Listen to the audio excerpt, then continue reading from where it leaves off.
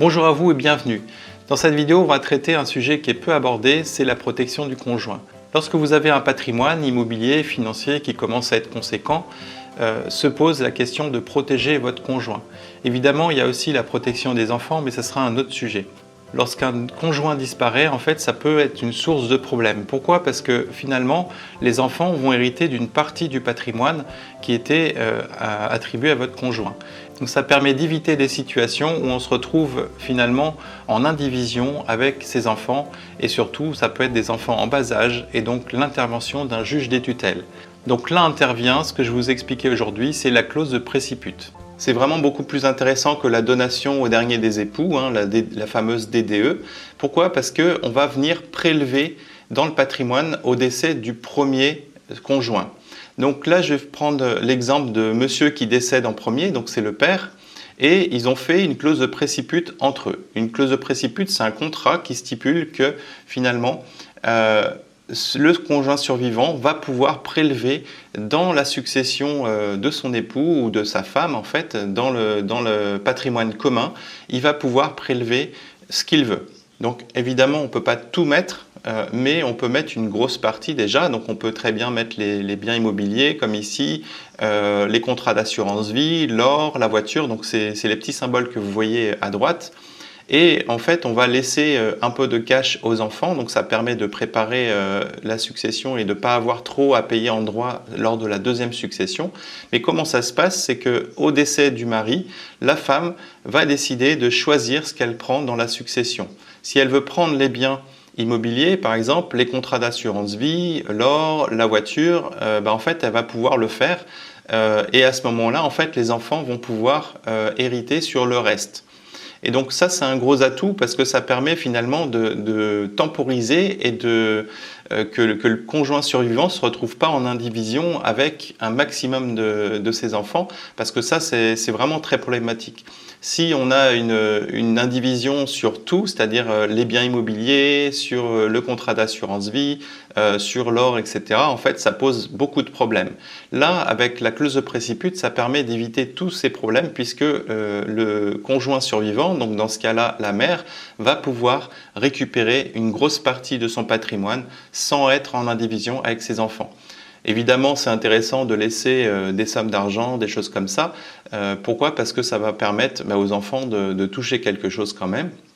Et en fait, au deuxième décès, c'est-à-dire au décès de la mère, tout ce qui est patrimoine va retomber vers les enfants. Donc ce n'est pas un moyen de déshériter ses enfants, c'est un moyen finalement d'attendre le deuxième décès pour que les enfants héritent de la majorité du patrimoine. Et donc ça permet aussi pour la mère, dans ce cas-là, le conjoint survivant, de pouvoir maîtriser un petit peu son patrimoine puisque c'est un patrimoine commun. Donc c'est vraiment quelque chose que vous pouvez aller voir avec votre notaire. Ça coûte dans les 1000-1500 € une clause de préciput, donc c'est pas énorme. Et surtout, ça permet vraiment, comme je rappelle, je martèle en fait, ça permet d'éviter l'indivision, en particulier sur la résidence principale, sur le locatif. Ça évite aussi quand on a des enfants très jeunes d'avoir un juge des tutelles qui va venir se fouiner un petit peu dans le patrimoine et prendre des décisions. Donc si on a des enfants qui sont mineurs, on est obligé dans certains cas d'être sur les juges des tutelles. Donc des fois, ça nous empêche finalement de vendre des biens, de faire des actes courants de gestion. Et donc là, cette clause de préciput, c'est vraiment la solution pour pouvoir éviter tous ces écueils. Donc vous l'avez bien compris, c'est quelque chose de très simple, c'est très peu coûteux et ça permet tout simplement de prélever au décès du conjoint. Le conjoint survivant va pouvoir prélever dans le patrimoine une partie des choses, ça peut être de l'immobilier, ça peut être du cash, ça peut être la résidence principale et ça va tout simplement retarder la succession pour les enfants. Et donc dans ce cas-là, en fait, ça permet au conjoint survivant de ne pas se retrouver en indivision et de se retrouver finalement à avoir des choix, de pouvoir laisser une partie du cash par exemple aux enfants, de pouvoir être souverain au niveau de la résidence principale, parce que la principale problématique de ça, c'est que si on se retrouve en indivision où par exemple les enfants reçoivent la nue propriété d'un bien, au moment de la revente, en fait, on va redonner l'argent aux enfants et vous n'aurez pas forcément assez d'argent pour pouvoir payer une même maison. Et donc ça, c'est des situations qui sont vraiment invivables. Pourquoi? Parce qu'on se retrouve finalement à être avec ses enfants dans la maison et surtout à avoir moins de fonds, moins de marge de manœuvre en cas de décès. Donc cette clause de préciput va permettre finalement de régler tous ces problèmes et surtout on ne va pas faire la même chose si on a des enfants à 5 ans, à 10 ans, à 20 ans, à 50 ans, etc. On va pouvoir justement arbitrer. Dès que le décès arrive, c'est là où on choisit, c'est là où on va pouvoir faire sauter finalement une étape de la succession et le conjoint survivant va être protégé puisqu'il aura le choix de prélever certaines choses ou pas.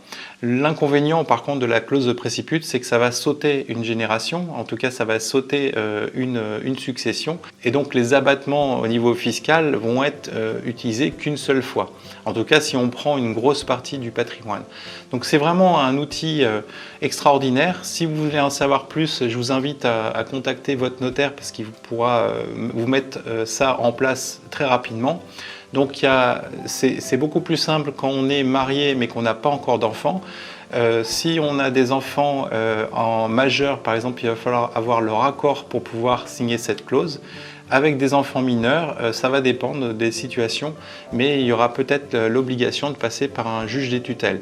Donc renseignez-vous auprès de votre notaire, c'est vraiment un outil qui est fabuleux pour celui qui commence à avoir beaucoup de patrimoine et ça évite vraiment pas mal de désagréments. En tout cas, c'est une petite chose qui vaut vraiment le coup de s'y intéresser. Voilà, je vous remercie, à très bientôt, au revoir.